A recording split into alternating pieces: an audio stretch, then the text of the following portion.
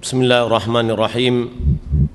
Assalamualaikum warahmatullahi wabarakatuh. Alhamdulillahilladzi hadana lihada wa ma kunna linahtadiya laula an hadana Allah. Wa asyhadu an la ilaha illallah wahdahu la syarika lah. Wa asyhadu anna Muhammadan abduhu wa rasuluh. Allahumma salli wa sallim ala nabiyina Muhammad wa ala alihi wa sahbihi ajma'in. Amma ba'd, kaum muslimin dan muslimat rahimani wa rahimakumullah.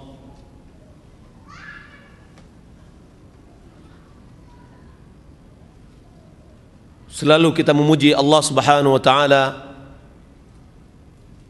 dengan mengucapkan alhamdulillah atas segala nikmat dan karunia yang Allah berikan kepada kita, terutama nikmat hidayah untuk mengikuti sunnah. Salat dan salam semoga dianugerahkan oleh Allah Subhanahu wa taala kepada Nabi kita Muhammad sallallahu alaihi wasallam. Allahumma shalli ala Muhammad wa ala ali Muhammad. Kajian kita pada pagi ini, kaum muslimin dan muslimat, dengan tema fitnah akhir zaman. Kalau kita lihat kehidupan kita pada saat ini dengan bermacam-macam fenomena, kita hidup di zaman fitnah yang begitu dahsyat melanda kaum muslimin. Bagaikan gelombang yang silih berganti menerpa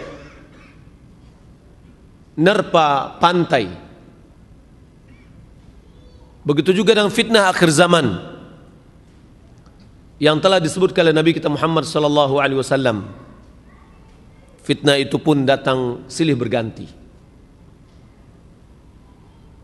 Betapa tidak fitnah syubhat yang akan meluluhlantakkan agama seorang muslim, dan fitnah syahwat yang akan menjerumuskan seorang ke dalam jurang dosa. Begitu dahsyat kita lihat dan kita hadapi, maka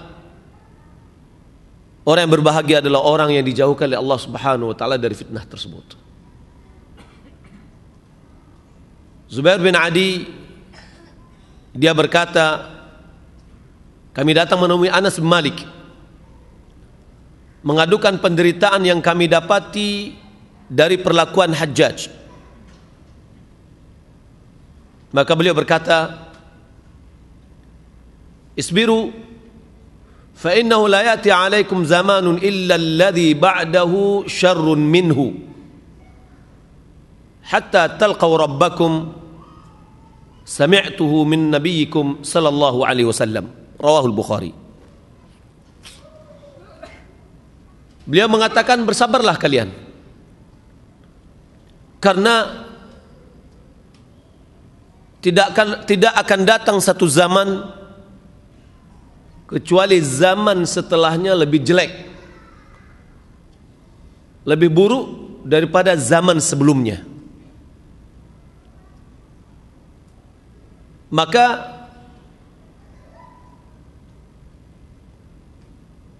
hal itu akan kalian hadapi, maka bersabarlah sampai kalian berjumpa dengan Rabb kalian. Begitu yang aku dengar dari Rasulullah SAW. Nabi juga mengingatkan kepada kita begitu dahsyatnya fitnah tersebut. Beliau mengatakan, badiru bil amali fitana ka qita'al laylil muzlim yusbih rajulu mu'minan wa yumsi kafira أو يمسي مؤمنا ويصبح كافرا yabi'u dinahu bi'ardin minad dunya. Rawahu Muslim. Nabi bersabda, bergegaslah dengan amalan menghadapi fitnah-fitnah bagaikan potongan malam yang gelap. Seseorang paginya seorang mukmin, boleh jadi sorenya dia menjadi orang kafir. Sorenya dia seorang mukmin, boleh jadi paginya dia sudah kafir. Apa sebabnya? Yabi'u dinahu bi'aradin minad dunya. Dia jual agamanya untuk satu kepentingan dari kepentingan dunia. Kaum muslimin dan muslimat yang dimuliakan Allah Subhanahu wa taala. Apa yang digambarkan oleh Nabi sallallahu alaihi wasallam tentang dahsyatnya fitnah. Pada saat ini sudah kelihatan, sudah nampak di masyarakat kita. Begitu cepat perubahan dari orang yang baik menjadi orang yang buruk. Dari seorang mukmin taunya dia menjadi orang kafir. Karena kepentingan dunia ingin diraihnya. Maka untuk melawan itu insya Allah akan kita pelajari apa-apa saja yang harus kita lakukan untuk membentengi diri kita dari fitnah. Apa itu fitnah? Fitnah secara bahasa artinya adalah ujian. Sebagaimana orang yang membersihkan atau menguji emas, apakah dia emas atau tidak, perlu diuji. Di dalam Al-Quran, kata fitnah mengandung beberapa makna. Di antaranya, maknanya adalah syirik. Allah Subhanahu wa ta'ala firman, وَقَاتِلُوهُمْ حَتَّى لَا تَكُونَ فِتْنَةٌ وَيَكُونَ الدِّينُ كُلُّهُ لِلَّهِ. Dan perangailah mereka hingga tidak ada lagi fitnah, yakni syirik, dan agama seluruhnya menjadi milik Allah Subhanahu wa taala. Dalam surah Al-Anfal ayat 39. Dalam surah Al-Baqarah ayat 217, yas'alunaka 'anil syahril harami qitalin fihi qul qitalun fihi kabirun wasaddun an sabilillah wa kufrun bihi wal masjidil haram wa ikhraju ahli minhu akbaru indallah wal fitnatu asyaddu minal qatl. Mereka bertanya kepadamu tentang bulan haram dan apa hukum berperang padanya. Qul, katakan, qitalun fihi kabir. Berperang dalam bulan haram adalah perkara yang besar. Wasadun an sabilillah kufrum bihi wal masjidil haram wa masjidil haram wa ikhraju ahli minhu akbar indallah. Sementara menghalangi manusia dari jalan Allah dan kufur kepada Allah dan menghalangi manusia dari Masjidil Haram dan mengusir penduduknya dari tanah haram di sisi Allah itu lebih besar. Wal fitnatu asyaddu minal qatl. Dan fitnah, kesyirikan, kekufuran itu lebih besar dari memerangi mereka. Maka fitnah artinya adalah syirik. Begitu juga yang ditafsirkan oleh Imam Ahmad ketika Imam Ahmad ditanya tentang firman Allah Subhanahu wa taala dalam surat An-Nur ayat 63, falyahdharil ladzina yukhalifuna an amrihi an tusibahum fitnatun aw yusibahum adzabun alim. Al fitnah di hal ini kata Imam Ahmad adalah syirik. Yang kedua, makna dari fitnah adalah siksaan. Firman Allah Subhanahu wa taala dalam surat Az-Zariyat ayat 14, "Dzuqu fitnatakum hadzal ladzi kuntum bihi tasta'jilun." Maka rasakanlah siksaan kalian. Inilah yang dulu kalian minta menyegerakannya.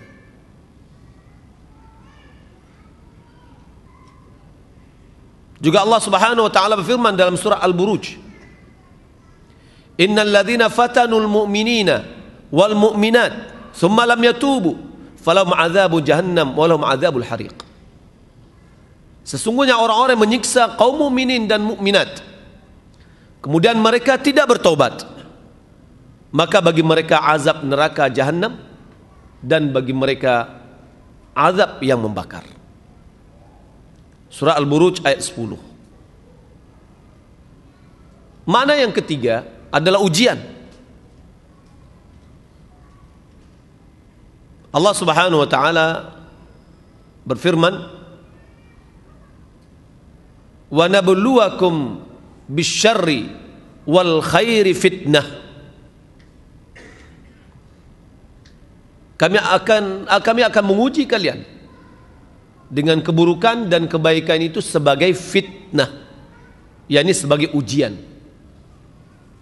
Jadi kebaikan yang kita miliki atau yang diberikan oleh Allah, keburukan yang Allah berikan, itu adalah fitnah, ujian bagi kita. Apakah kita jujur dengan keimanan kita atau tidak?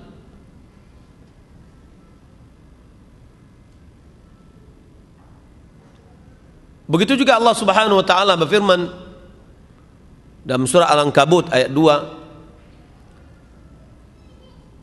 "Hasiban nasu an yutraku ay yaqulu amanna wa hum la yuftanun?" Apakah manusia itu mengira mereka dibiarkan mengatakan kami telah beriman sementara mereka tidak diuji?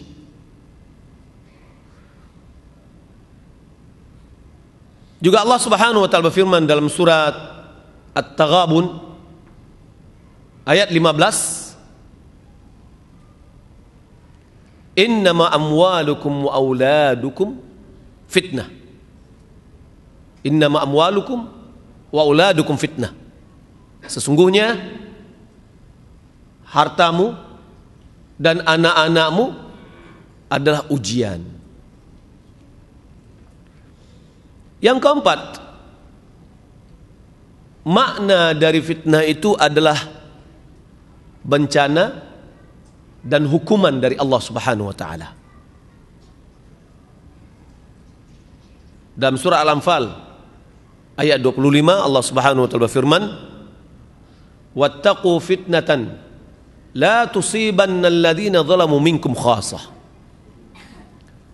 Dan takutlah kalian terhadap fitnah, yakni cobaan, ujian, cobaan, bencana atau hukuman yang tidak hanya menimpa orang-orang yang zalim di antara kalian secara khusus.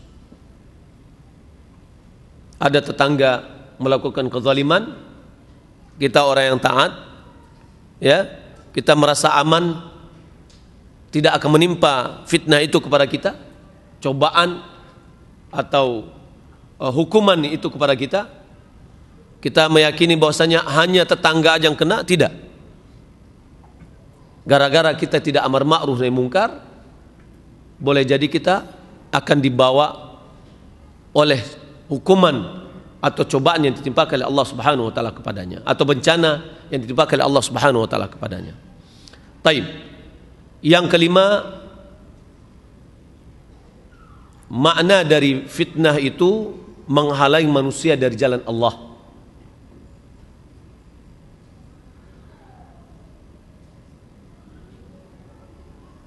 Kaum muslimin dan muslimat yang dimuliakan Allah Subhanahu wa taala. Fitnah itu terbagi kepada dua. Yang pertama adalah fitnah syahwat.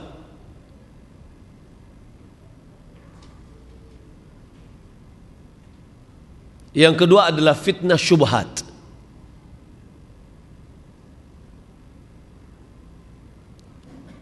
Fitnah syahwat, dia adalah fitnah yang akan menggiring dan membawa kita kepada melakukan kemungkaran. Karena mengikuti syahwat, kita terjerumus dalam maksiat. Baik itu perbuatan zina, mencuri, minuman khamar, dan narkoba, serta lainnya yang pada umumnya itu adalah melakukan kemungkaran dan maksiat kepada Allah.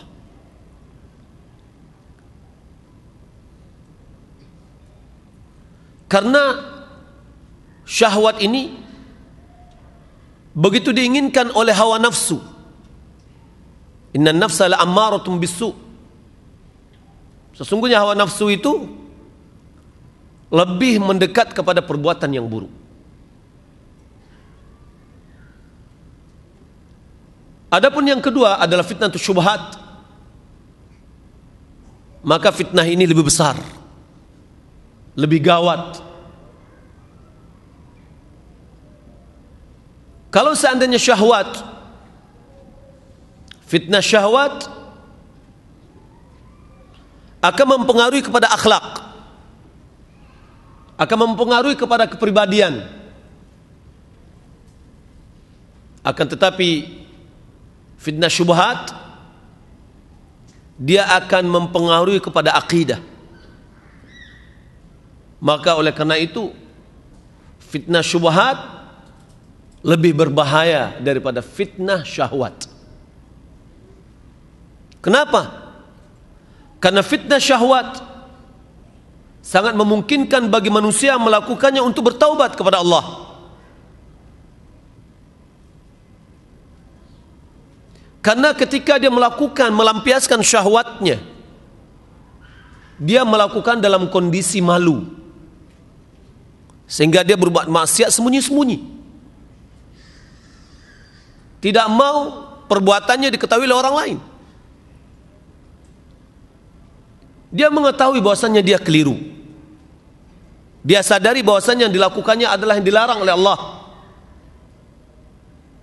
Akan tetapi syahwatnya lebih mendominasinya, syahwatnya lebih menguasainya, sehingga dia terjerumus di dalam perbuatan tersebut. Maka dalam kondisi itu, karena dia tahu, mengakui, malu dia melakukan itu, terkadang setiap saat dia terfikir bagi dia untuk apa yang telah dia lakukan dari maksiat tersebut. Maka orang yang melakukan yang demikian lebih dekat kepada taubat, lebih dekat kepada penyesalan. Berbeda dengan fitnah syubhat. Fitnah syubhat, pelakunya memandang bahwasanya dia sedang dalam kebenaran, walaupun terkadang yang dilakukannya itu dalam bentuk maksiat, dalam melampiaskan hawa nafsunya. Akan tetapi karena ada di dalamnya syubhat, sulit untuk dia keluar dari situ. Kalau kita lihat perbuatan maksiat yang didasari oleh syubhat dalam agama, seperti nikah mut'ah misalkan, apa bedanya dengan zina? Orang melakukan perzinahan, boleh jadi dia sudah mengetahui itu ada perbuatan zina. Tetapi bagi orang yang melakukan mut'ah, nikah mut'ah, yang diselimuti oleh syubhat, maka sulit untuk bertaubat. Kenapa? Karena dia merasa bahwasanya apa yang dilakukannya itu adalah hak, apalagi diiming-iming dalam bentuk pahala yang besar. Maka orang yang jatuh kepada fitnah syubhat, dia merasa bahwasanya dia sedang di atas kebenaran, orang lain di atas kesesatan. Oleh karena itu, orang yang jatuh pada fitnah syubhat amat sulit untuk bertobat dari fitnah tersebut. Inna Allah tajaba an taubati sahib bid'atin hatta yatrukaha. Allah menghalangi fitnah, Allah menghalangi taubatnya seorang yang melakukan bid'ah sampai dia meninggalkan bid'ahnya tersebut. Selama dia masih di dalam itu, bergelimang dalam hal itu, dia sulit untuk keluar dari lingkaran bid'ah tersebut. Maka orang-orang yang jatuh di dalam fitnah syubhat, sangat sedikit di antara mereka yang bertobat dari perbuatan tersebut, karena dia beranggapan, memandang bahwasanya dia di atas kebenaran dan orang lain di atas kebatilan.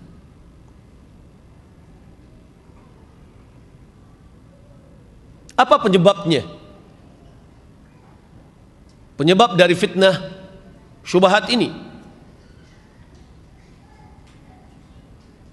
Fitnah syubhat, salah satu penyebabnya adalah du'atun ala abwabi jahannam man ata'ahum qadhafuhu fiha. Adanya para da'i yang mengajak kepada pintu-pintu api neraka. Siapa yang mentaati mereka, maka dai ini akan memasukkan mereka ke dalam api neraka. Kalau kita lihat kaum muslimin dan muslimat yang dimuliakan Allah Subhanahu wa taala, fitnah syubhat pada saat ini sangat keras sekali.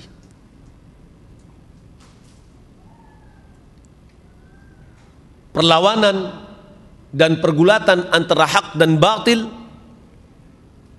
betul-betul jelas. Akan tetapi sering kita terjerumus. Fitnah yang dahsyat adalah fitnah Syiah, karena dikaitkan dengan syubhat-syubhat yang banyak. Maka kita harus membentengi diri kita dari fitnah-fitnah tersebut. Kaum muslimin dan muslimat yang dimuliakan Allah Subhanahu wa taala, kita akan bacakan hadis-hadis dari Nabi sallallahu alaihi wasallam tentang munculnya fitnah di akhir zaman. Nabi sallallahu alaihi wasallam bersabda, "Inna baina yadis sa'ah la ayyaman yanzilu fiha al-jahlu wa yarfa'u fiha yunzalu fiha al-jahlu wa yarfa'u fiha al-ilmu wa yakthur fiha al-haraj wal harj al-qatl." Sesungguhnya sebelum datang hari kiamat akan ada hari-hari yang turun padanya kejahilan, yanzilu fiha al-jahlu, yakni kebodohan sangat banyak, wa yurfa'u fiha al-ilmu, ilmu pun diangkat. Berarti ilmu tidak ada. Yani maksud dengan ilmu itu adalah ilmu tentang agama. Wa yakthuru fiha al-haraj, dan akan terjadi banyak haraj. Apa itu haraj? Adalah pembunuhan. Rawahu Imam Bukhari. Kalau kita lihat kaum muslimin dan muslimat yang dimuliakan Allah Subhanahu wa taala, bagian dari apa yang diisyaratkan oleh Nabi sallallahu alaihi wasallam dalam hal ini hampir sudah ada, dan malah sudah ada. Kebodohan di tengah-tengah manusia, khususnya tengah-tengah muslim, kaum muslimin, sungguh amat banyak. kita dahulu sebelum Allah Subhanahu wa taala berikan hidayah kepada kita, kita betul-betul di atas atau di dalam kejahilan, tidak mengerti tentang agama. Yang kita tahu agama itu adalah sholat 5 waktu, puasa pada bulan Ramadan, meninggalkan hal-hal yang dilarang secara zahir. Kalau seandainya kita melihat ada orang yang sering datang ke masjid untuk sholat berjamaah, kita sudah mengatakan dia adalah orang yang taat agamis. Kalau seandainya ada orang yang pergi haji, kita katakan ini adalah orang yang agamis. Sering kita bertanya kepada orang yang melakukan perbuatan tersebut, sementara mereka kosong dengan ilmu agama.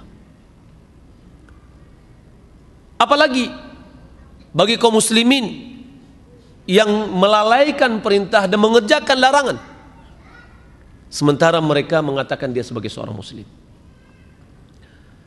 Hadis yang kedua dari Abi Hurairah radhiyallahu taala anhu,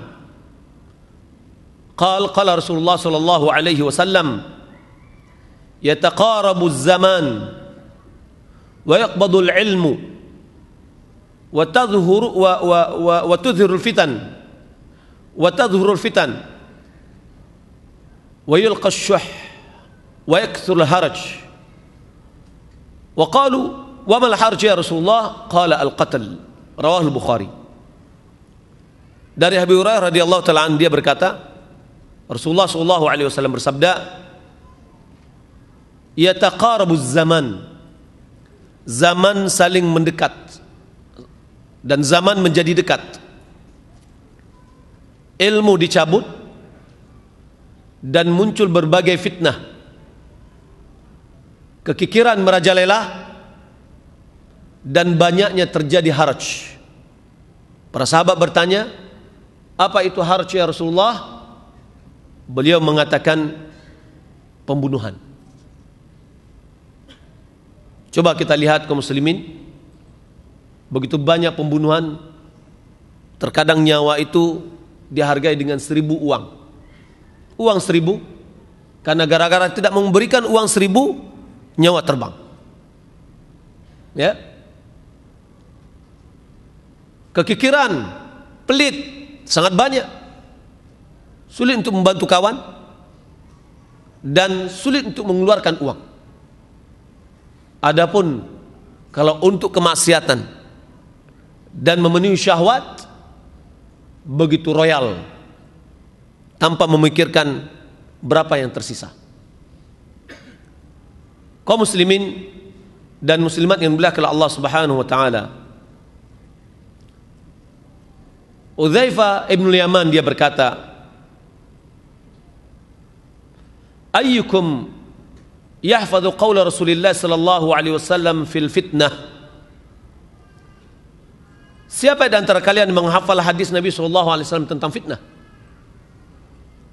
Qultu ana. Lalu aku menjawab, saya.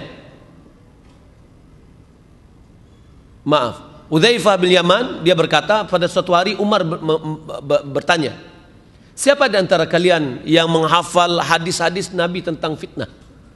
Lalu Udzaifah bin Yaman dia mengatakan, saya. Qala innaka alaihi aw alaiha la jari'un. Kata Umar bin Khattab radhiyallahu taala, sesungguhnya kamu berani menjawab. Hadza urid walakin al-fitnatu allati tamuju kama yamujul bahr. Lalu beliau menjawab, fitnah seseorang yang mana qultu fitnatur rajul fi ahli wa malihi wa waladihi wa jarihi tukaffiruha as-salatu was-shaumu was-sadaqatu wal-amru wan-nahyu.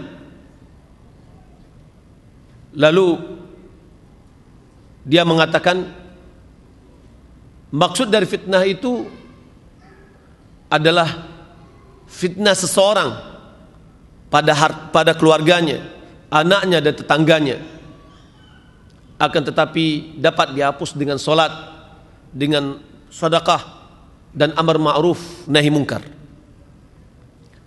Lalu Umar mengatakan, laisa hadza urid, bukan ini yang aku maksud. Walakinnal fitnatu allati tamuju kama yamujul bahr. Akan tetapi yang kumaksudkan adalah fitnah yang datang bagaikan gelombang lautan.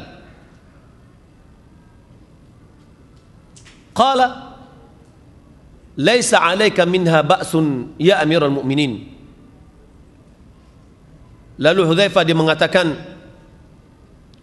tidak ada masalah bagimu dengan fitnah tersebut, wahai Amirul Mukminin. Bainaka wa bainaha baban mughlaqa. Kata Hudzaifah, antara dirimu wahai Amir Mukminin dengan fitnah itu ada pintu yang tertutup. Berarti Umar bin Khattab terjaga dari hal itu. Qala ayuksaru am yuftah. Umar bertanya, apakah pintu itu didobrak dan dihancurkan atau dibuka? Qala yuksar. Akan tetapi kata Hudzaifah, pintu itu didobrak sehingga dia patah dan tidak bisa diperbaiki lagi. Qala idzan la yuqlaqu abada. Kalau begitu kata Umar, tidak akan bisa, pintu itu akan ditutup lagi. Qulna akana Umar ya'lamul bab? Qala na'am. Lalu kami bertanya, apakah Umar mengerti ya pintu tersebut, pintu fitnah tersebut? Lalu Hudzaifah mengatakan, ya. Kama dunal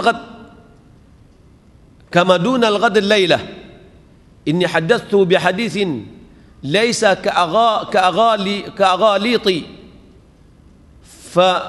fahibna an nas'ala Hudzaifah fa amarna masruqan fasa'alu qala al-babu Umar.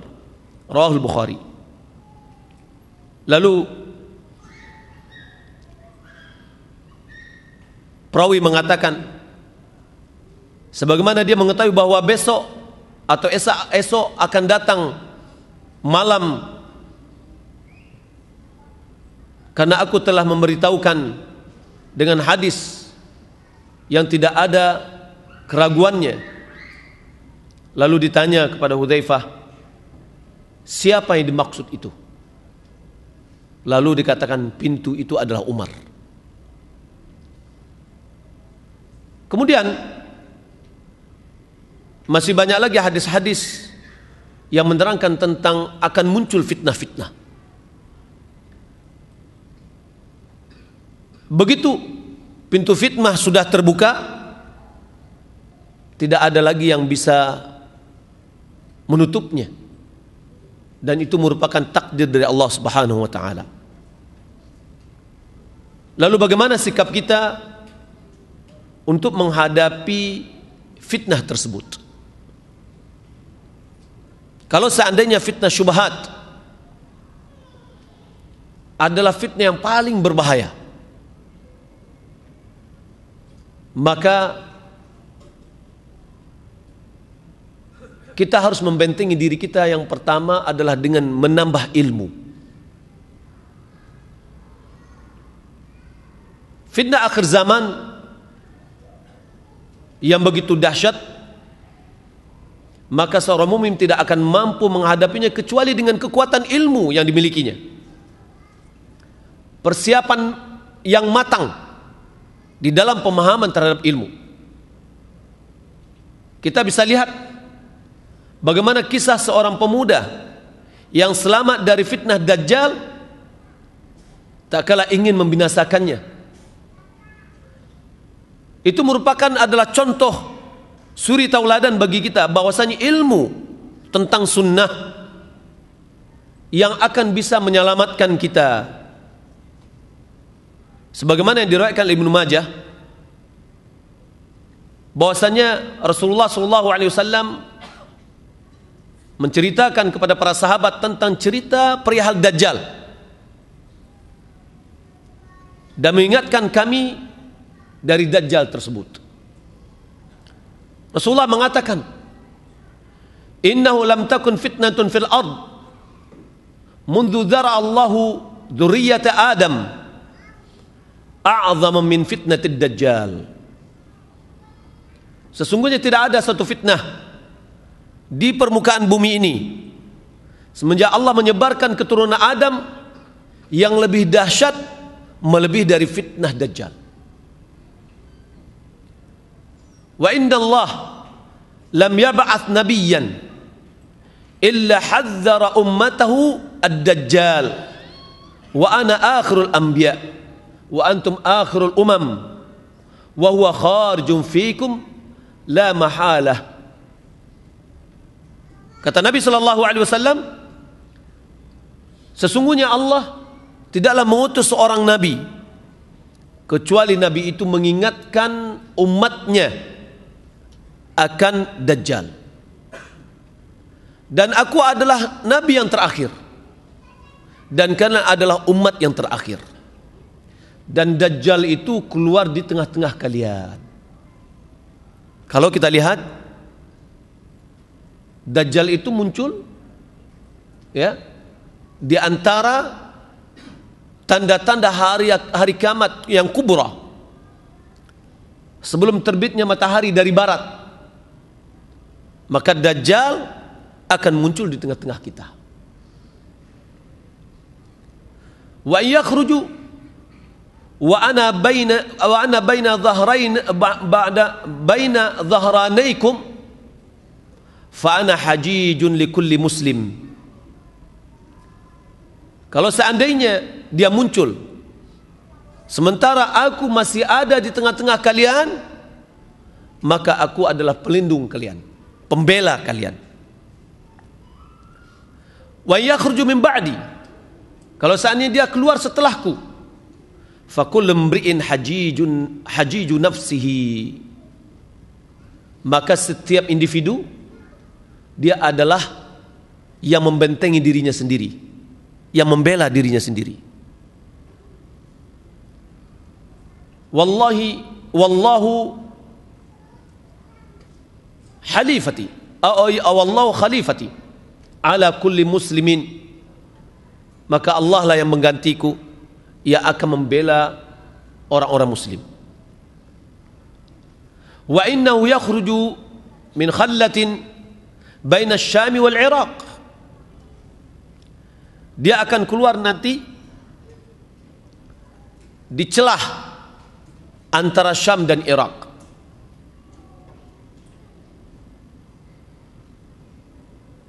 Fay'ithu yaminan wa ya'ithu shimalan ya Abdullah fathbutu. Lalu Nabi sallallahu alaihi wasallam mengatakan, dia akan berjalan ke kiri dan ke kanan. Wahai hamba Allah, hendaklah kalian tegar. Tegar dengan apa? Tegar dengan ilmu. Dan ini adalah fitnah yang sangat berat sekali. Lalu Nabi mengatakan, fa inni sa'asifuhu lakum sifatan lam yasifha iyyahu nabiyyun qabli. Sesungguhnya aku akan berikan kepada kalian ciri-cirinya yang belum diberikan ciri-cirinya oleh seorang nabi pun dari sebelumku. Dan ini adalah ilmu. Innahu yabda'u, Nabi sallallahu alaihi wasallam memulai, fayaqulu innahu yabda'u fayaqulu ana nabiyyun wala nabiyya ba'di. Yang pertama dia muncul, yakni ciri-cirinya Dajjal ini, dia mengatakan dia adalah nabi. Lalu Nabi mengatakan, la nabiyya ba'di, tidak ada nabi setelahku. Maka orang yang sudah berilmu tentang tidak ada nabi setelah Nabi Muhammad SAW, bagaimanapun seorang membuktikan dia sebagai seorang nabi, dia tidak akan pernah percaya. Tapi ketika seorang tidak punya ilmu tentang bahwa Nabi kita Muhammad SAW adalah nabi terakhir, maka dia akan goyah. Kita lihat berapa banyak dari kaum muslimin pengikut Ahmadiyah yang mengatakan Mirza Ghulam Ahmad adalah nabi setelah Nabi Muhammad SAW. Begitu banyak ya nabi-nabi yang muncul, yang mereka adalah pembohong-pembohong semua, termasuk di Indonesia. Ada juga pengikutnya, subhanallah. Terkadang pengikutnya adalah sebagian dari orang intelektual, orang-orang yang di kampus. Kenapa dia bisa ikut? Karena dia tidak berilmu. Ilmu tidak yang dimilikinya tidak bisa membentengi dirinya, sehingga dia mengikuti. Terkadang kaum muslimin, orang memiliki hujah dan kefasihan di dalam mengungkapkan hujahnya, menyebabkan kita berlutut di hadapannya. Jika kita ilmu yang kita miliki itu adalah masih kurang, maka ini diperlukan kita ilmu yang tegar dan kokoh. Lalu Nabi mengatakan lagi, "Tsumma yusanni fayaqulu ana rabbukum." Kemudian yang kedua dia mengatakan, "Aku adalah Rabb kalian, yang menciptakan, memberi rezeki dan mengatur semuanya." "Wala tarawna rabbakum hatta tamutu." Nabi mengatakan, kalian tidak akan melihat Rabb kalian di dunia sampai kalian meninggal dunia. Kapan kita bisa melihat Rabb kita? Waktu di sorga. Nah, di sini juga banyak orang yang keliru. Ketika dia sudah mengikuti bersemedi selama 40 hari misalkan, lalu muncul bayangan hitam sehingga dia katakan aku adalah Tuhanmu, terkadang mereka juga mengakui, dan apalagi bahayanya Dajjal ini. Dari Nabi dia pindah kepada ketuhanan, dia mengakui dia adalah Tuhan. Lalu Nabi menekankan bahwa Allah Rabb semesta alam tidak akan mungkin kita melihat di dunia. Siapapun yang mengakui bahwasanya dia adalah Tuhan, maka kita harus ingkari. Kemudian, wa innahu awar wa inna rabbakum laisa bi'awar. Dajjal itu memiliki mata sebelah, dan Tuhan kalian tidak memiliki seperti itu. Wa innahu maktubun baina ainihi kafir yakrahu kullu mu'min katibin aw ghair katib. Bahwasanya tertulis di keningnya, di antara dua matanya, yang satu bisa melihat, yang satu tidak bisa melihat, ya, tertulis di situ kafir, dan dibaca oleh semua orang, baik dia bisa menulis maupun tidak bisa menulis. Tapi keistimewaan dan kekhususan bagi orang mukmin, dia akan bisa membaca dan mengetahui tandanya. Wa inna min fitnatihi anna ma'ahu jannatan wa nara. Di antara ujian dan cobaan dari Dajjal ini, bersamanya ada surga dan ada neraka. Fanaruhu jannatan, fanaruhu jannatun, wa jannatuhu narun. Apinya yang ditawarkan oleh Dajjal itu adalah surga yang hakiki, dan surga yang ditawarkannya itu adalah api neraka yang hakiki. Famadubtiliya binarihi falyastaghith billahi wal yaqra bi Fatihatil Kahfi. Siapa yang diuji dengan apinya, berarti cobaan, ujian, siksaan, maka hendaklah dia minta tolong kepada Allah, dan dia membaca ayat-ayat pembuka di dalam surat Kahfi, yakni 10 ayat pertama. fatakunu alaihi bardan wa salaman kama kanatin naru ala Ibrahim. Maka api yang disiksakan kepada orang mukmin tadi, setelah dia membaca 10 ayat pertama dari surah Kahfi, api tadi menjadi dingin dan menyelamatkan, sebagaimana api yang dihadangkan kepada Nabi Ibrahim yang menjadi dingin dan menyelamatkan.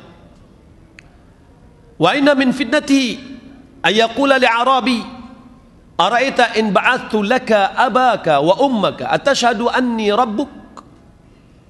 Di antara ujian dan cobaannya, perkataan beliau kepada orang Arab pedalaman. Arabi itu orang Arab pedalaman. Bagaimana orang Arab pedalaman ini? Dia tidak berilmu, walaupun dia mengatakan seorang muslim. Begitu juga kebanyakan dari kaum muslimin kita, orang-orang yang jauh dari ilmu. Apa kata Dajjal? Apa pendapatmu jika aku bisa bangkitkan dan hidupkan bapak dan ibumu? Apakah kamu mengakui aku adalah Tuhanmu? Fayaqulu na'am. Lalu orang tadi mengatakan iya. Jika kamu mampu menghidupkan ibu dan bapakku, aku akan katakan kamu adalah Tuhanku. Fayatamatsalu lahu syaitanani fi surati abihi wa ummihi. Fayaqulani ya bunayya ittabi'hu fa innahu rabbuka.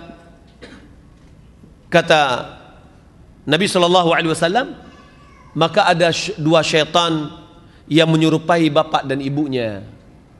Lalu dia katakan, pesankan kepada orang Arab tadi, wahai anakku, ikutilah dia, sesungguhnya dia adalah Tuhanmu. Wa inna min fitnatihi, bagian dari cobaannya, ujiannya, ayusallata ala nafsin wahidatin fayaqtulaha wa yanshuraha bil minshar hatta yulqa shaqqaini thumma yaqulu unzuru ila abdi hadha fa inni ab'athuhu al-an thumma yaz'umu anna lahu rabban ghairi fayab'athuhu Allahu wa yaqulu lahu al-khabith man rabbuk fayaqulu rabbi Allah wa anta aduwullah anta ad-dajjal wallahi ma kuntu ba'd ashaddu basiratan bika minni al-yawm. Lalu dia mengambil seorang mukmin yang berilmu. Lalu orang tadi dibunuhnya. Lalu dia belah menjadi dua belahan. Kemudian dia mengatakan, lihatlah kepada hambaku ini. Setelah itu dia bangkitkan lagi, dia hidupkan lagi. Lalu setelah saya bangkitkan, dia mengatakan, ya, bahwasanya dia memiliki Tuhan selainku. Lalu Allah Subhanahu wa taala bangkitkan orang tadi kembali, hidupkan kembali. Lalu orang mukmin tadi, dia mengatakan kepada Dajjal bahwasanya Dajjal bertanya kepada orang tadi, dia mengatakan, "Ma rabbuk?" Siapa Tuhanmu? Qala rabbi Allah. Tuhanku adalah Allah. Wa anta aduwullah. Engkau adalah musuh Allah. Anta Dajjal, engkau adalah Dajjal. Demi Allah, tidaklah aku pada hari ini lebih mengetahui daripada sebelumnya tentang engkau. Yakni setelah berjalan pada dirinya, sebelumnya dia berilmu, kemudian apa yang diilmuinya memang kenyataan, semakin bertambah ilmu dan keyakinannya. Kalau seandainya dia termasuk orang yang kurang berilmu, boleh jadi dia akan berubah. Dia akan mengatakan, engkau adalah Tuhanku, sebagaimana yang terjadi pada orang Arab pedalaman. Akan tetapi karena ilmunya yang kuat, dia tidak bisa digoyahkan. Kalau seandainya fitnah Dajjal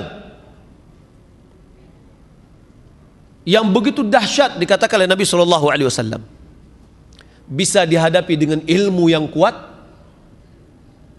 maka fitnah-fitnah yang lebih rendah dari itu akan lebih mudah kita hadapi dengan ilmu.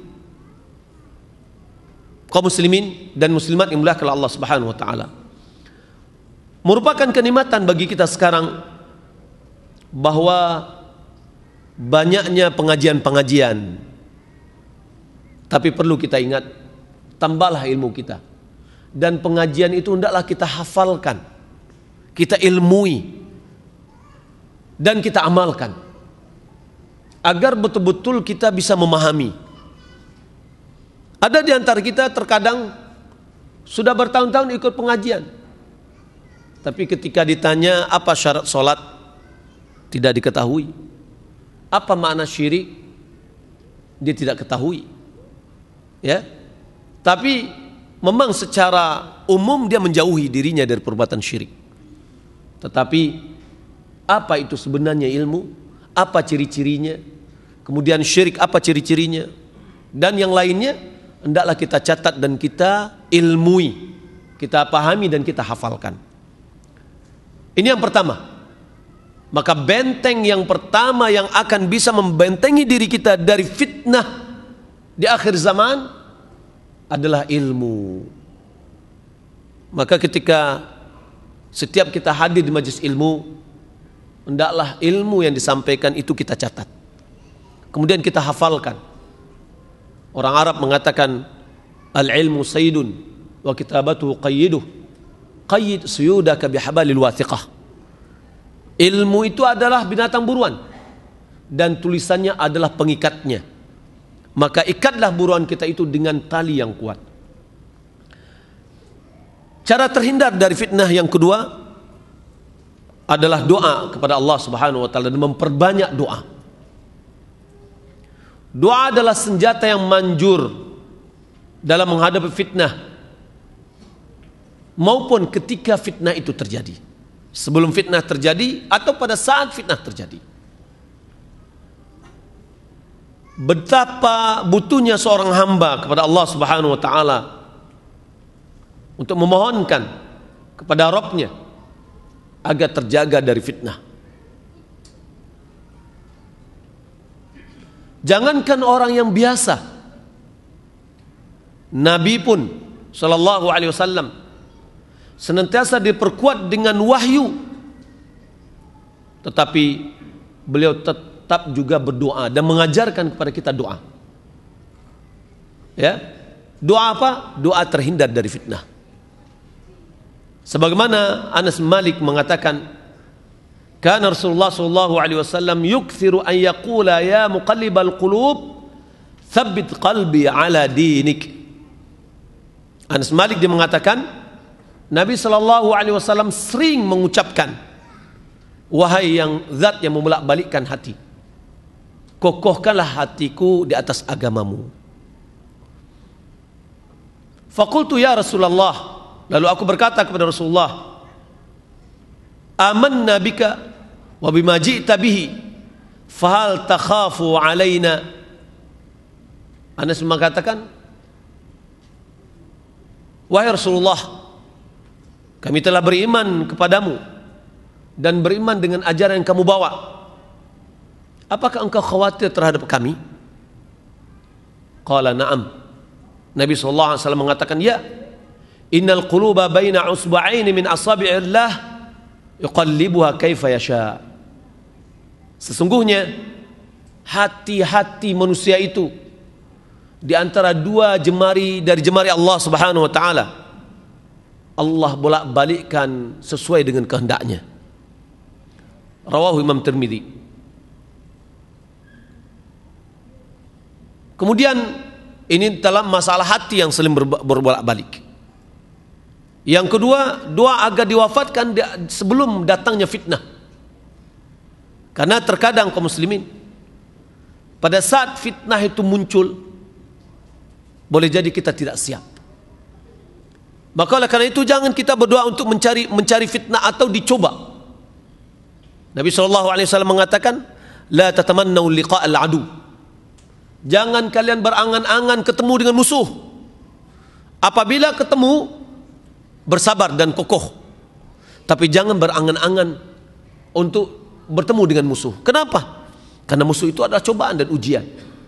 Boleh jadi musuh itu sangat kuat, sehingga kita menjadi lemah. Ya. Di antara doa Nabi SAW yang dibacakan agar kita diwafatkan sebelum datangnya fitnah, Allahumma inni as'aluka fi'lal khairat wa tarkal munkarat. Ya Allah, sesungguhnya aku mohon kepadamu agar dapat melakukan kebaikan dan meninggalkan kemungkaran. Wa hubbal masakin, dan dianugerahkan kepadaku untuk mencintai orang-orang miskin. Wa idza aradta bi'ibadika fitnatan faqbidni ilaika ghair maftun.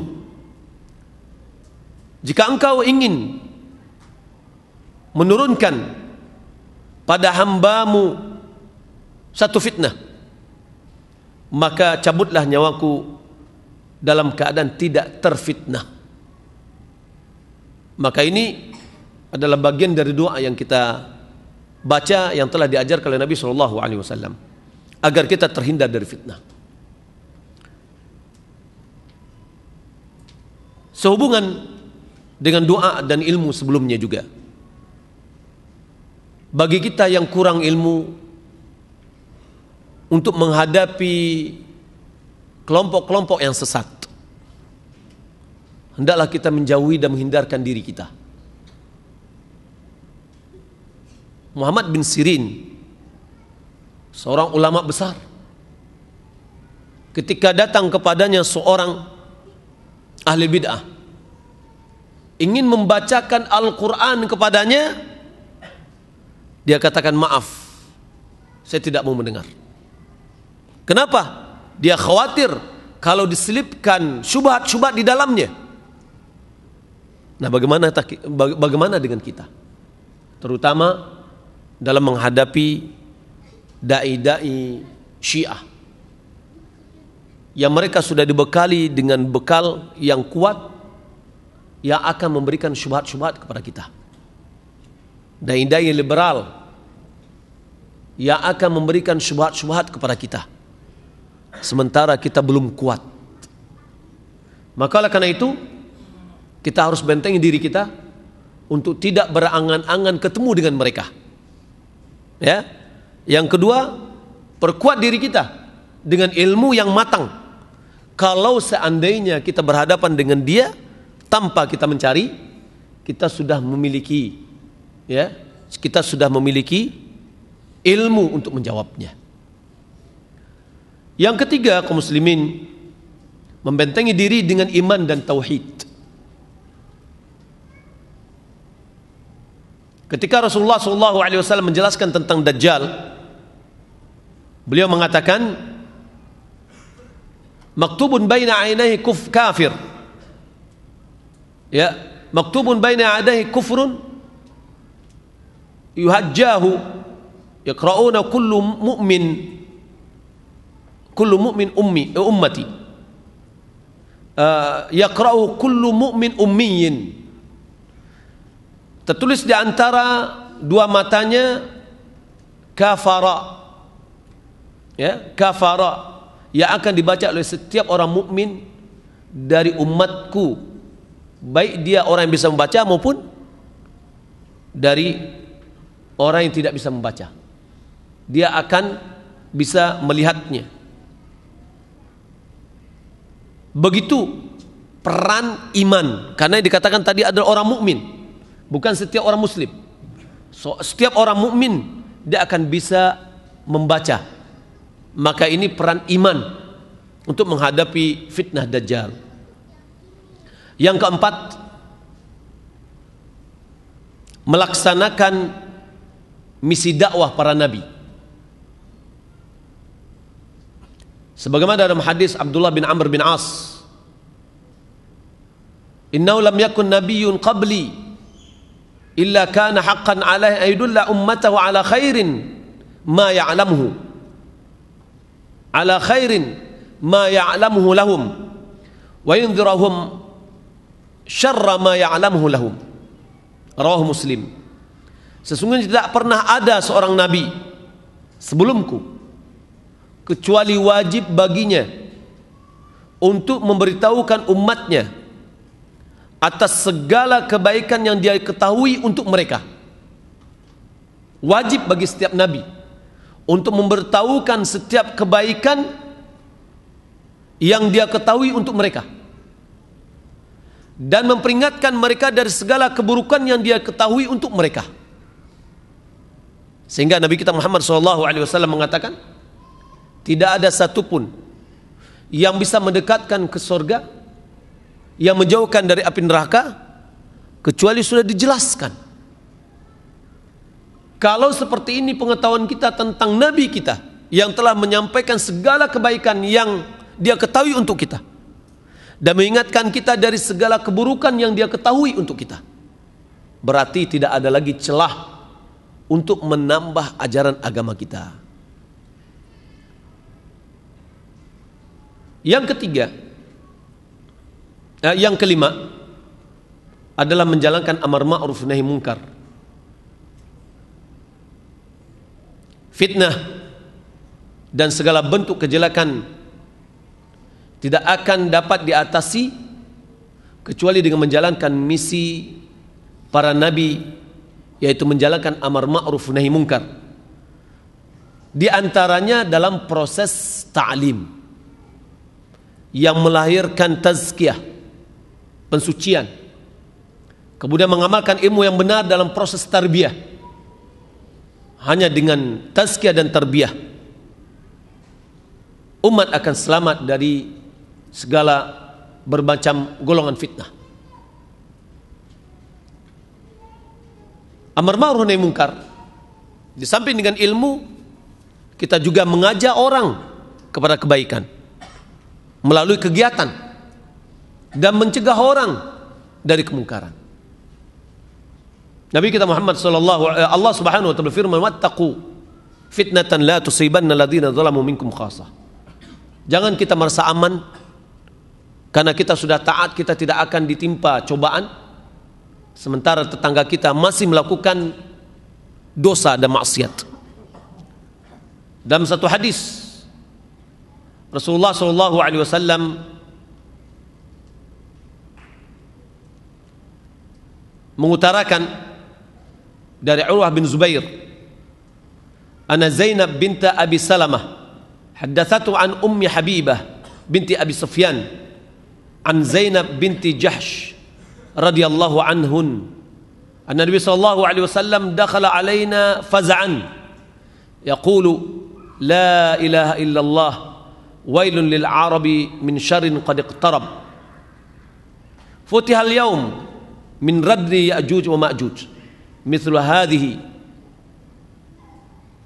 wa khallaqa bi usbi'ihi wa halaqa bi usbi'ihi al-ibham wa la taliha.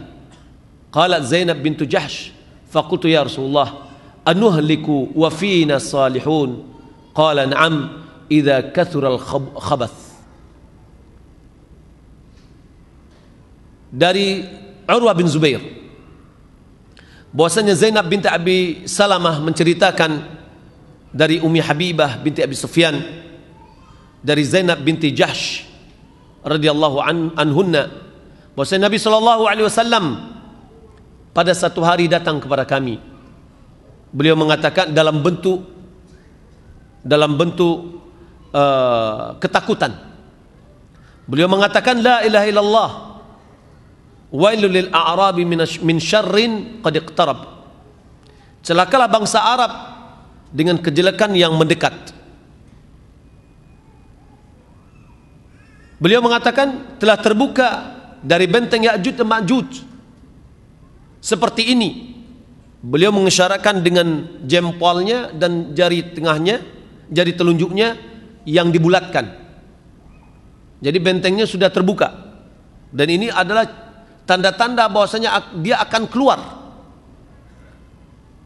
Maka aku Zainab bertanya kepada Nabi SAW, apakah kami akan dibinasakan sementara masih ada orang-orang yang soleh? Kata Nabi SAW, ya, jika kejahatan merajalela, idza kathural khabath, apabila kejahatan itu lebih dominan. Maka kebinasaan itu juga akan menimpa orang-orang yang saleh.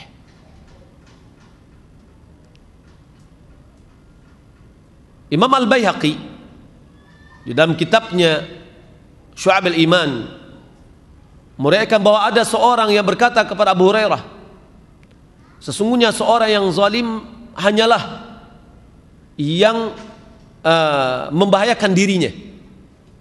Lalu Abu Hurairah mengatakan, demi Allah, sesungguhnya orang yang zalim akan membahayakan segalanya hingga burung yang terbang di angkasa. Datangnya paceklik itu disebabkan oleh maksiat. Siapa yang kena bahaya? Orang yang soleh juga kena bahaya, binatang-binatang pun kena bahaya. Maka kezaliman itu akan memukul rata semuanya dengan bencana. Maka dengan amar ma'ruf nahi munkar baru kita bisa membentengi diri kita dari bencana-bencana tersebut. Yang keenam, istiqamah di atas sunnah.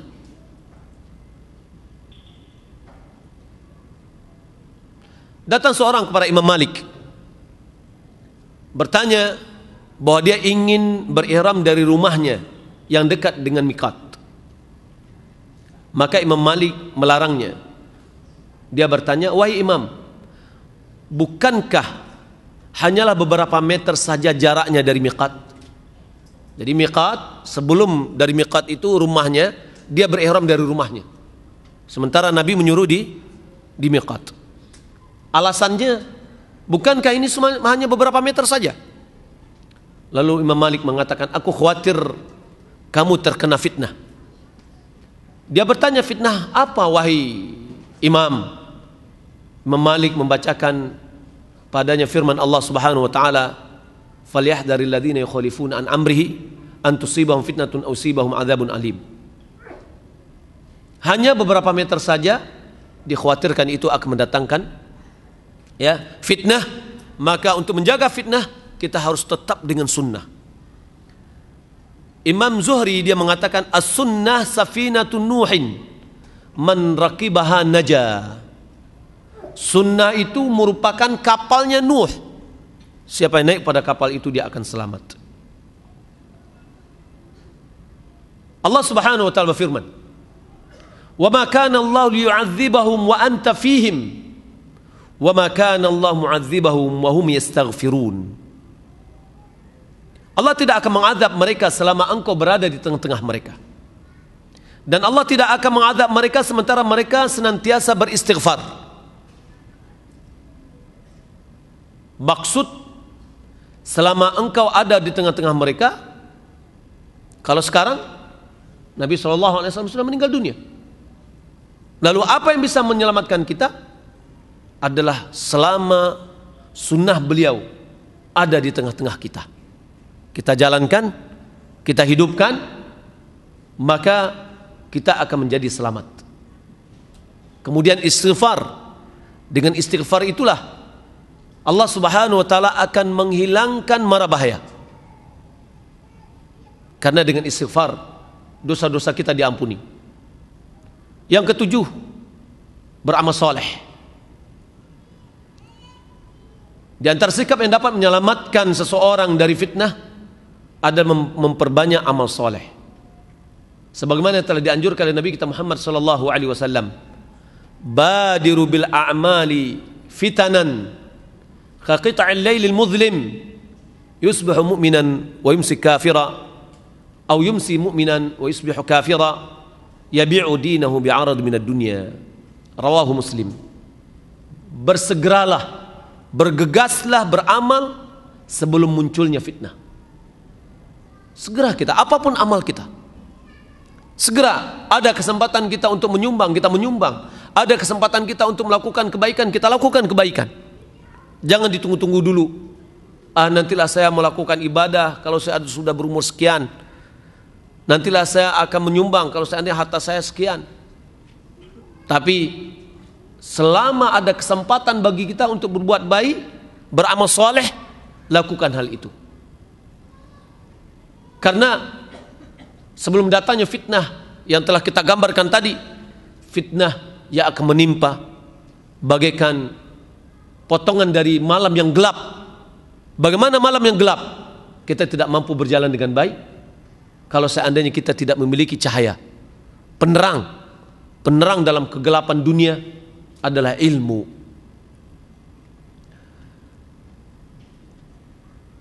Dari Ummi Salamah radhiyallahu ta'ala anha, qalat, dia mengatakan, istayqadha Rasulullah sallallahu alaihi wasallam faza'an. Nabi bangun dari tidurnya dalam kondisi takut, cemas.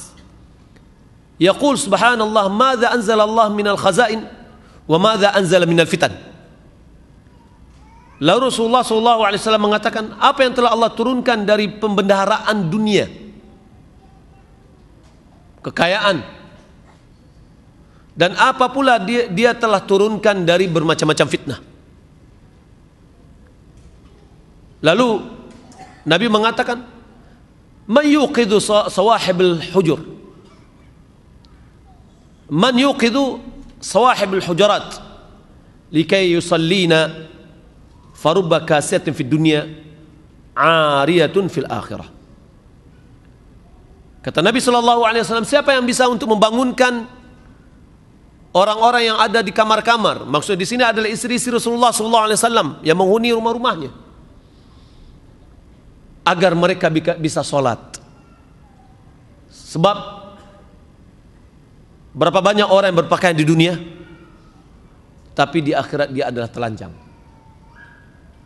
Dari hadis ini menunjukkan bahwa ibadah kepada Allah, amal soleh, itu akan membantu kita ketika kita berhadapan dengan fitnah.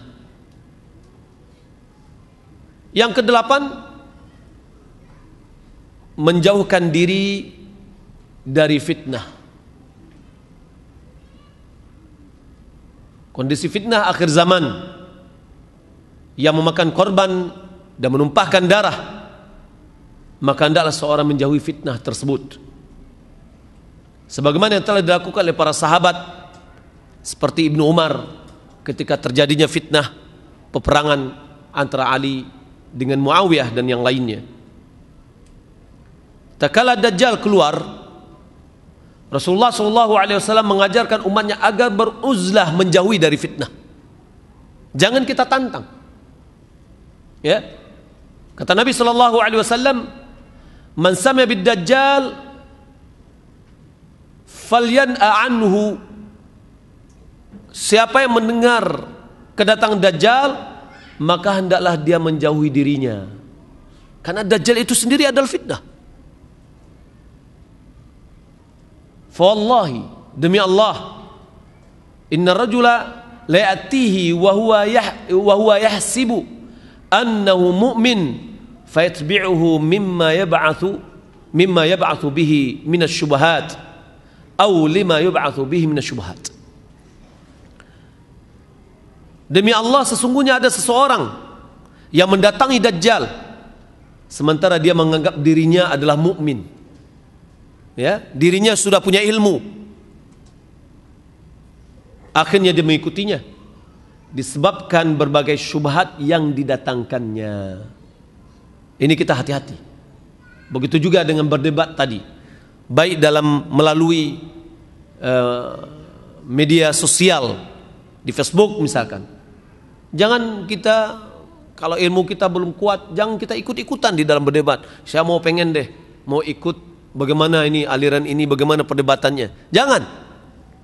Karena kita belum tentu bisa membentengi diri kita. Karena perdebatan itu sendiri adalah fitnah. Maka jauhkan dari diri kita. Lebih baik kita tidak mengetahui sama sekali, kita tambah ilmu kita, ya, pengetahuan kita, sehingga Allah Subhanahu wa taala mengukuhkan keimanan pada diri kita. Yang kesembilan, menjauh dari da'i su.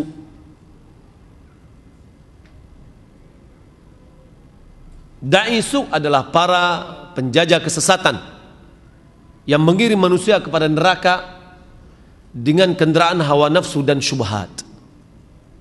Hawa nafsu dan syubhat. Maka oleh karena itu kita harus menjauhkan diri kita. Sebagaimana Nabi SAW bersabda, takunu fitanun ala abwabiha du'atun ilan nar.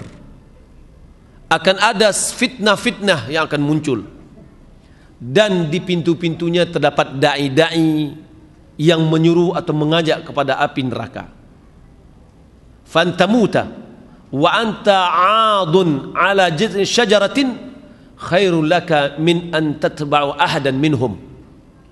Engkau meninggal dunia, kata Nabi, dalam keadaan menggigit batang pohon, akan lebih baik bagimu daripada mengikuti salah seorang di antara mereka.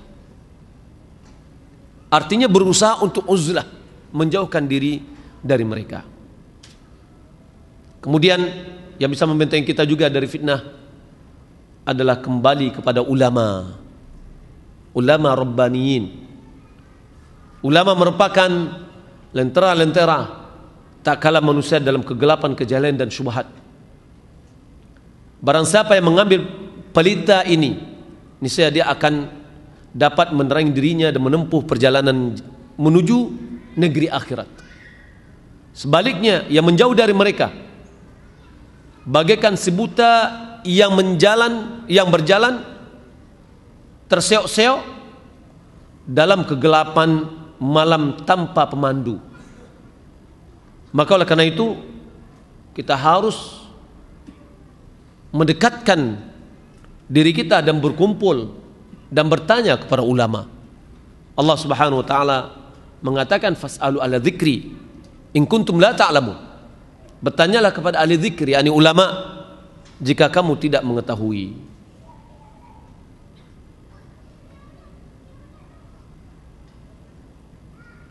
Kemudian yang ke-11,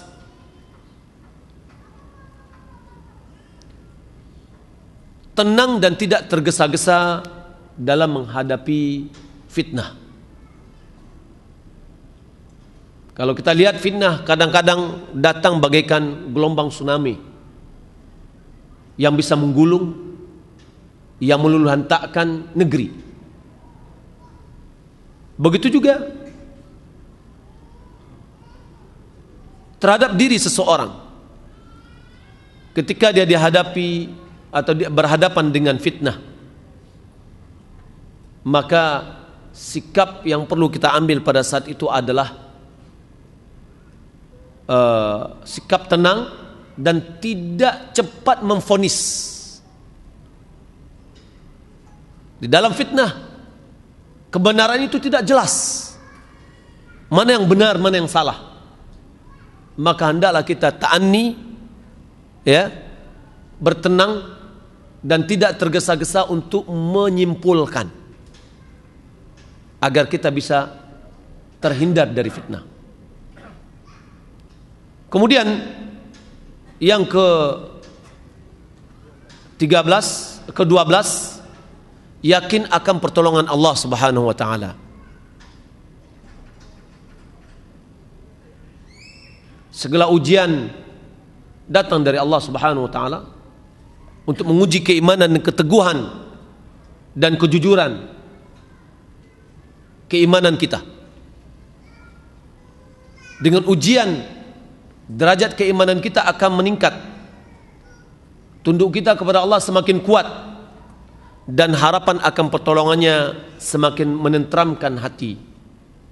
Maka oleh karena itu, seorang dia harus betul-betul yakin akan pertolongan Allah Subhanahu wa taala.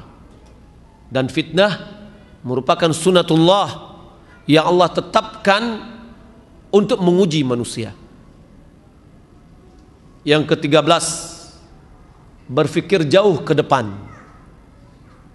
Kita harus melihat jauh ke depan dampak dari perbuatan kita pada saat munculnya fitnah.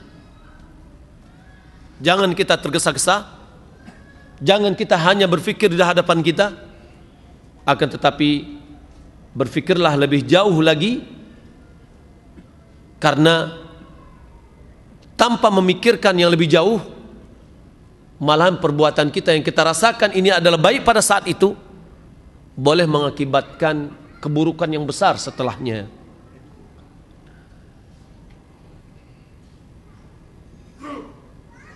Kemudian yang ke-14, bermudah sabar. Sabar adalah modal yang paling besar yang harus dimiliki oleh seorang muslim ketika dia dihadapkan dengan bermacam fitnah. Karena Nabi SAW, karena Nu'man bin Bashir dia mengatakan, innahu lam yabqa minad dunya illa bala wa fitan fa'iddul lil bala'i sabra. Kata beliau, sesungguhnya tidak akan tersisa dari dunia ini kecuali adalah ujian dan fitnah-fitnah. Maka oleh karena itu, persiapkanlah untuk menghadapi ujian tersebut dengan kesabaran. Nabi SAW juga bersabda, inna min waraikum ayyamus sabr as-sabir fihinna kal qabid ala jamr lil amil fiha ajru 50. Qalu ya Rasulullah ajru 50 minhum aw minna? Qal 50 minkum. Kata Nabi SAW, sesungguhnya di belakang kalian akan datang hari-hari yang penuh dengan uji kesabaran.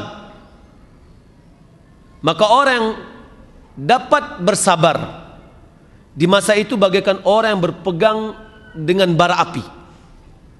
Bagaimana? Amat berat.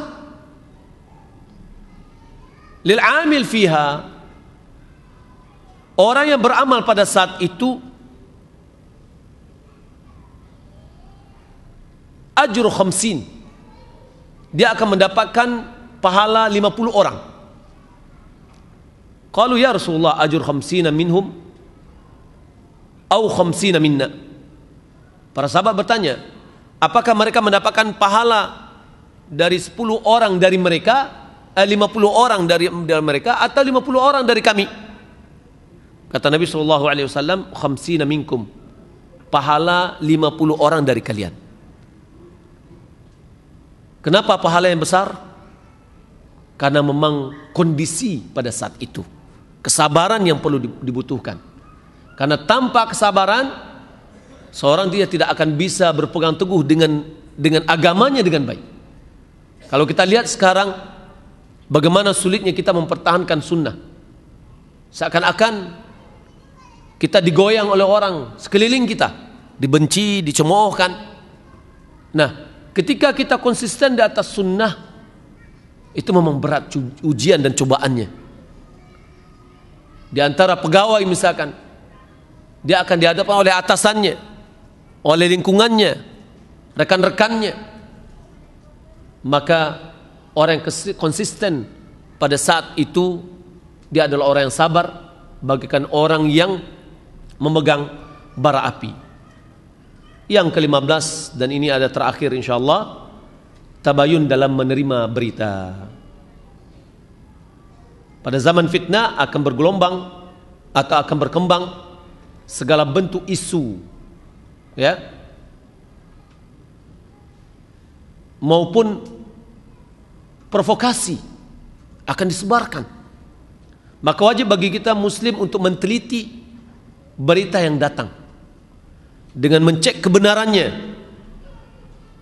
melihat dari mana sumbernya, dan tidak tergesa-gesa menyebarkannya sekalipun benar keadaannya.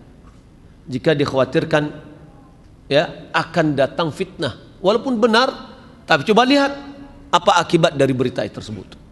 Nabi kita Muhammad SAW telah mengingatkan kepada kita, kafa bil mar'i kadziban ayuhadditsa bikulli ma sami'.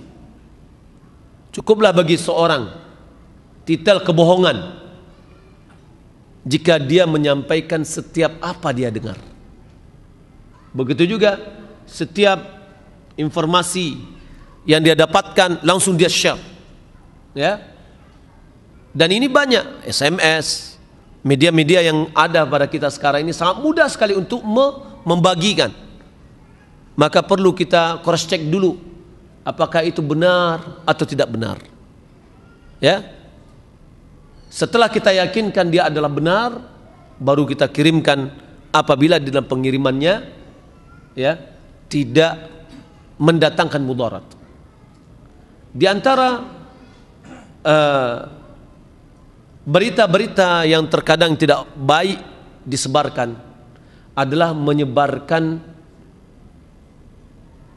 kesesatan-kesesatan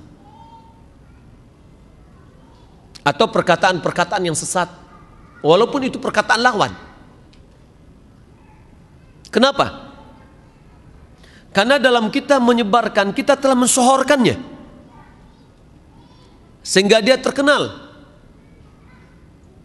Coba kita lihat apa-apa saja syubhat orang-orang kafir ketika Nabi SAW berdakwah. Apakah kita dapatkan? Tidak. Kenapa tidak kita dapatkan? Karena tidak disohorkan, tidak disebarkan, ya. Tapi ketika kita share, kita sudah memperkenalkan kepada orang kesesatan-kesesatan. Walaupun kita sudah berikan peringatan di situ, tapi tidak ada gunanya. Lebih baik kita tidak sebarkan, ya. Atau misalkan tokoh-tokoh yang menebarkan kesesatan, nggak perlu kita sebarkan, ya. Nah, boleh jadi ada di antara kita yang memiliki iman yang kurang, ilmu yang kurang. Ketika syubhat atau kesesatan-kesesatan itu kita sebarkan, ya, malahan dia aminkan. Begitu juga kalau seandainya kita dari media-media, misalkan karena kita punya antusias tinggi untuk memberantas maksiat misalkan, lalu kita pengen menginformasikan ke masyarakat begitu besarnya maksiat yang ada sekarang di tengah-tengah masyarakat. Contoh misalkan di dalam berkembangnya perzinahan di mana-mana, pelacuran di mana-mana. Lalu sampai karena antusiasnya tempat pelacuran itu di A, di B, di C, di C. Wah, ini berbahaya. Bagi orang yang selama ini dia mencari-cari, dia katakan, ini berita nih paling bagus, ya. Akhirnya bukannya dia harus menghindari, akan tetapi yang dia cari selama ini didapatkan, ya. Nah, begitu juga berita-berita yang tidak ada sumbernya. Kemudian juga seperti misalkan kerusuhan-kerusuhan yang terjadi kepada kaum muslimin yang dilakukan oleh orang-orang kafir, maka sebaiknya tidak juga kita sebarkan, ya. Kenapa? Karena mereka akan merasa berbangga bahwa mereka adalah menang terhadap kita. Kaum muslimin menjadi dhaif, lemah, terhina. Maka dia akan bangga, ya. Seperti ini saya dapatkan peringatan dari sebagian kawan di Arab Saudi ketika kelompok Syiah Houthi dari Yaman mengirim mortirnya ke sebagian rumah penduduk di Jazan di Arab Selatan dan terbunuh 3 orang, dan itu di-share oleh orang-orang di sana. Sementara apa yang dilakukan oleh pasukan koalisi di dalam menghantam pusat-pusat kekuatan mereka, tidak ada yang men-share. Nah, ketika informasi jatuhnya mortir ke daerah-daerah mereka di-share, mereka malah merasa berbangga, ya, berbangga bahwasanya mereka sudah diketahui memiliki kekuatan, ya. Nah, sementara yang akan muncul di hati kita adalah kelemahan, rasa takut, rasa cemas, jangan melakukan begini dan begitu seterusnya, ya. Begitu juga tentang kekuatan-kekuatan orang-orang Syiah. Terkadang kita sudah tahu bahayanya Syiah. Namun ketika kita menyebarkan bagaimana kekuatan yang sudah mereka lakukan, persiapan yang telah mereka lakukan, itu akan mendatangkan rasa cemas yang bersangatan terhadap kaum muslimin. Ya. Dan ini ada satu kekuatan bagi mereka. Dan kemenangan, poin positif bagi mereka. Sehingga mereka semakin tegar untuk melanjutkan misi mereka. Maka dalam berita yang sampai kepada kita harus kita tabayun, kita harus cross check. Allah Subhanahu wa taala firman, ya ayyuhalladzina amanu in ja'akum fasiqun binaba'in fatabayyanu an tusibu qauman bijahalatin fatasbihu ala ma fa'altum, dan dimen. Kaum muslimin dan muslimat yang dimuliakan Allah Subhanahu wa taala, mudah-mudahan apa yang kita sampaikan ini bermanfaat untuk saya sendiri, kemudian kepada kita yang mendengar. Mudah-mudahan Allah Subhanahu wa taala menjauhkan kita dari fitnah dan segala macam fitnah, ya, baik yang ringan maupun yang berat. Semoga Allah Subhanahu wa taala mematikan kita sebelum fitnah-fitnah tersebut menimpa kita. Wallahu taala alam. Kita lanjutkan untuk membaca beberapa pertanyaan.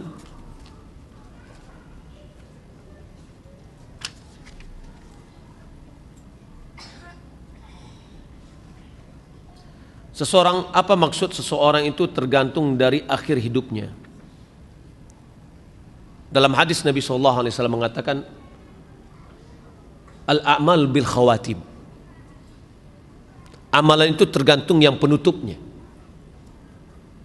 Nah, artinya seseorang itu dinilai dengan apa dia menutup hidupnya, dengan kebaikan atau dengan keburukan. Dalam hadis Ibnu Mas'ud tentang takdir, Nabi SAW mengatakan, demi Allah, sungguh seseorang di antaramu mengamalkan amalan penduduk surga, lalu dia didahului oleh takdir, ya, sehingga antara dia dengan surga itu tinggal satu hasta, lalu takdir mendahulunya, lalu dia beramal dengan amalan penduduk api neraka, lalu dia masuk ke dalam api neraka.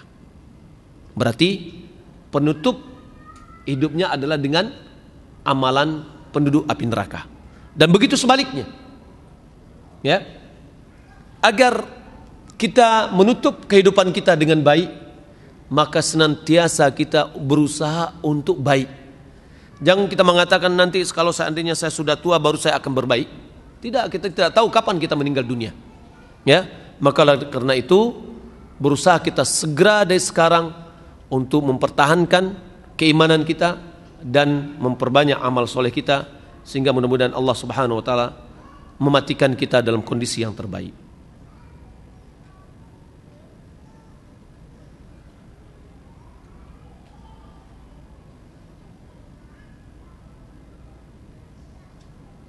Bagaimana cara yang tepat untuk memberitahu serta mengajar keluarga yang masih kukuh dengan syahwat dan syubhat?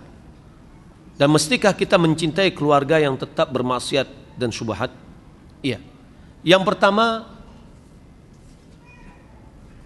keluarga kita yang masih kukuh dalam syahwat dan syubhat. Syahwat bisa dibentengi dengan keimanan dan amal soleh. Syubhat mereka dibentengi dengan ilmu. Maka dalam hal ini keluarga kita adalah kewajiban kita untuk menyampaikan hidayah kepada mereka. Wa anzir ashiratakal akrabin. Itu adalah kewajiban kita. Kalau seandainya sesama muslim saja mencintai untuk muslim seperti mencintai untuk diri kita sendiri merupakan kesempurnaan keimanan, apatah lagi dengan keluarga terdekat kita. Ya, maka kita mencintai untuk mereka hidayah. Bagaimana hidayah itu bisa menyapa mereka dan mereka mengikuti hidayah? Maka hendaklah kita berusaha, berupaya semaksimal mungkin dengan segala cara kita menyampaikan hidayah itu kepada mereka. Karena ketika kita menyampaikan hidayah kepada mereka dengan cara yang tidak baik, boleh jadi dia melihat hidayah itu adalah satu kesesatan. Ya. Sebagaimana sikap sebagian dari keluarga kita ketika kita melaksanakan sunnah Rasulullah SAW.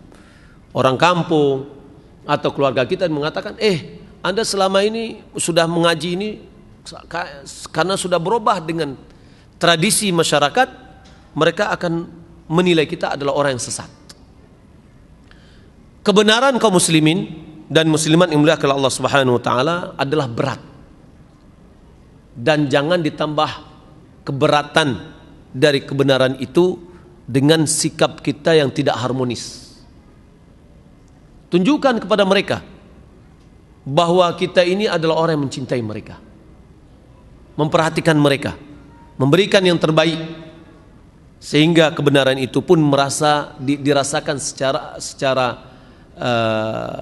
mudah, dan mereka merasakan bahwasanya kebenaran itu ada satu hal yang ringan. Maka tetap kita mencintai, tapi mencintai mereka itu mencintai kebenaran kepada mereka. Wallahu ta'ala alam.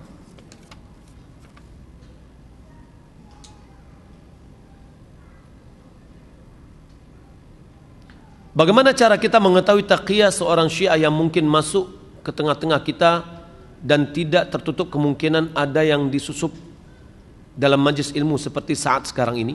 Ya, kita tidak tahu. Ya, karena taqiyah itu menutup dirinya, jati dirinya. Ya, maka yang hanya bisa kita doakan kepada orang yang menyusup untuk memata-matai kajian sunnah, supaya Allah Subhanahu wa taala memberinya hidayah. Ya, karena kebenaran yang ada dari Al-Quran dan Sunnah itu akan bisa membawanya untuk mendapatkan hidayah. Akan tapi kepada kita tambah ilmu kita. Ya, kalau seandainya ada orang yang berdebat di dalam masalah itu, lebih baik kita hindari. Kalau seandainya kita tidak berilmu, jangan kita ajak berdebat. Ya, lebih baik kita hindari supaya kita tidak mendapatkan syubhat-syubhat di dalam masalah kesesatan. Wallahu a'lam.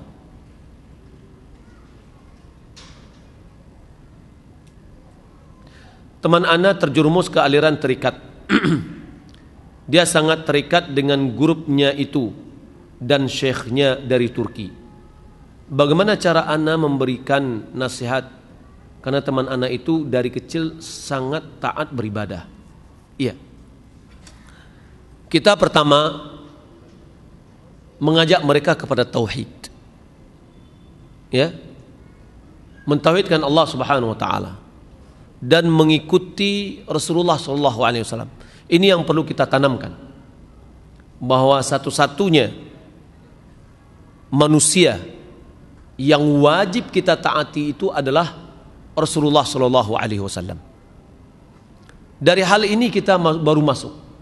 Jangan kita menyalahkan guru-gurunya, karena memang tarikat itu adalah kesufian dalam rangka melestarikan ajaran guru, itu tarikat. Sebab kalau seandainya dia keluar dari ajaran guru, dari ajaran gurunya, maka berarti dia keluar dari tarikat. Ya, tarikat itu adalah tariqah, metode seorang guru. Wallahu ta'ala alam.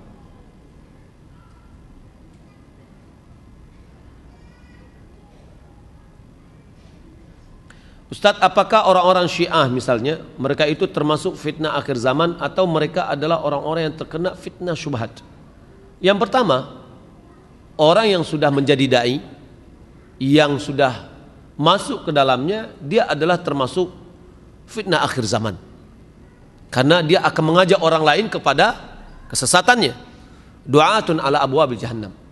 Ya, dai-dai yang akan mengajak kepada api neraka.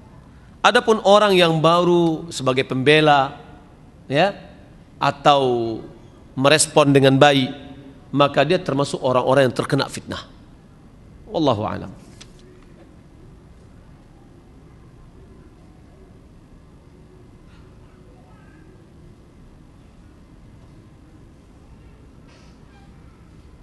Apakah perbuatan maksiat yang kita lakukan sebelum bertobat akan muncul juga di catatan hari datangnya hisab? Terkait dengan ayat-ayat di Al-Quran, Allah Maha Pengampun, Allah menerima taubat. Wallahu alam. Apakah nanti ada hisab, namanya ada ard. Ard itu adalah pengakuan terhadap apa yang kita lakukan selama di dunia. Nanti akan diputar kembali filmnya kalau kita bawa kepada film. Ya, akan apa yang telah kita lakukan itu akan dinampakkan kepada kita. Yang ada pada saat itu adalah pengakuan dari diri kita.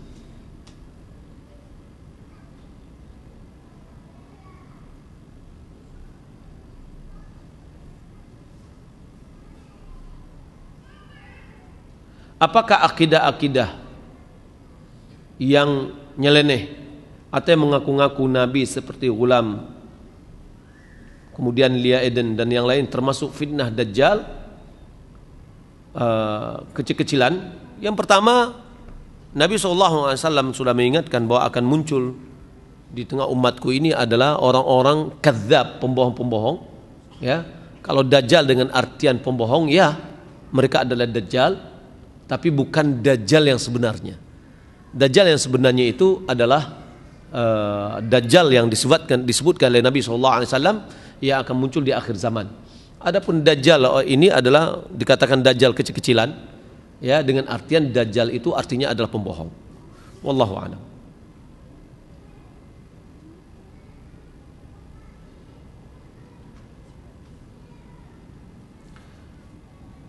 Saya ingin bertanya, apa ada hadis sahih tentang orang yang sedang sholat kemudian ada orang lewat lalu dia menghadangnya dengan tangannya? Ya, Nabi SAW menyuruh kita untuk mendekati sutrah.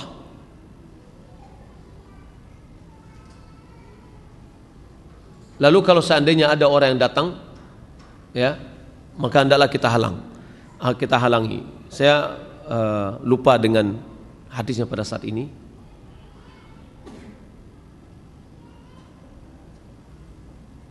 Idza shalla ahadukum falyadnu min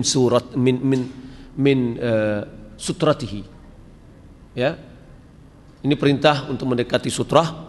Nabi SAW mengatakan, apabila salah seorang di antaramu dia salat, ya, maka hendaklah dia mendekatkan kepada sutrahnya. Wallahu a'lam.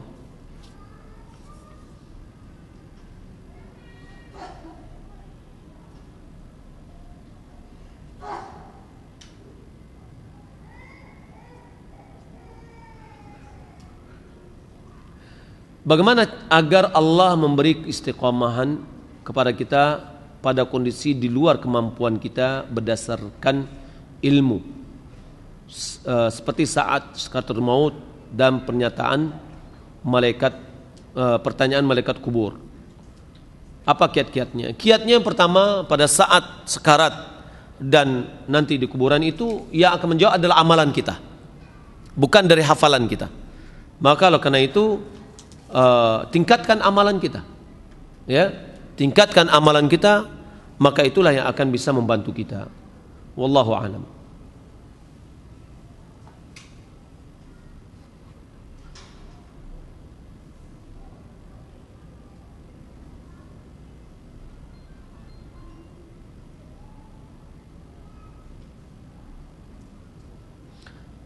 Apa benar Dajjal bernama Musa Samiri dan sudah ada pada zaman Nabi Musa dan sekarang sedang terbelenggu rantai di satu tempat sedang menunggu waktunya keluar? Wallahu a'lam.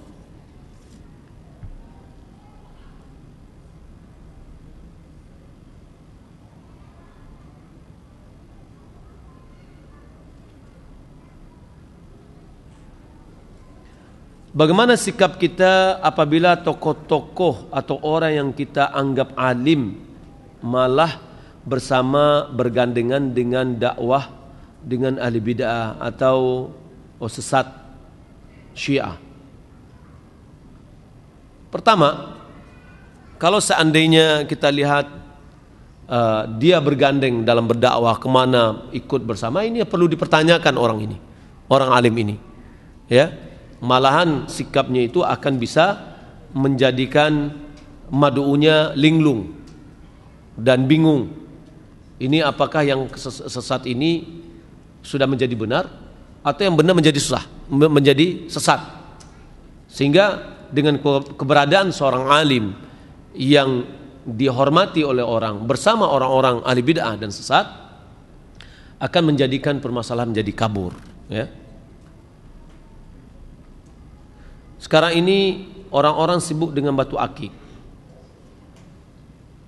Bahkan saya lihat tempat asal batu akik, ada yang tempat asah batu akik ada yang buka 24 jam. Batu tersebut kadang dipakai kalung sebesar telur. Apa ini bertanda kemunduran peradaban atau bertanda apa? Banyak di antara mereka mengabaikan ibadah, ya. Fitnah batu akik, ya. Ini fitnah batu akik. Di mana masyarakat kita, saya melihat di tepi jalan malahan bukan menjual makanan lagi, semuanya menjejerkan batu, ya. Malahan batu lebih mahal dari sekarung beras. Batu sebesar tinju itu harganya kadang ada 300, 500, ya, dan seterusnya. Ini adalah fitnah, ya, termasuk fitnah akhir zaman, wallahu a'lam, di mana banyak kaum muslimin yang lalai. Datang azan atau tengah azan masih asik dengan mengasah batu akiknya, ya. Apalagi yang diiringi dengan keyakinan ini batu ini bisa melancarkan rezeki dan seterusnya. Saya yakin itu jelas tidak ada keyakinan itu. Orang penjual aja nggak yakin, ya. Kalau dia yakin bahwasanya itu pelaris, tentu dia tidak jual, ya. Wallahu ta'ala alam. Mudah-mudahan apa yang kita sampaikan ini bermanfaat. Di akhir dari pengajian kita ini kita informasikan, mungkin di antara kita sudah tahu, alhamdulillah kita dari Kota Padang punya surau TV, TV dakwah. Bagi yang di antara kita yang memasang parabola yang melalui teknisi roja misalkan dengan 2 LMB, kita harus menambah 1 LMB lagi khusus untuk Telkom, ya. Nah, di Telkom itu ada 3 channel, 3 saluran di satu frekuensi yang sama.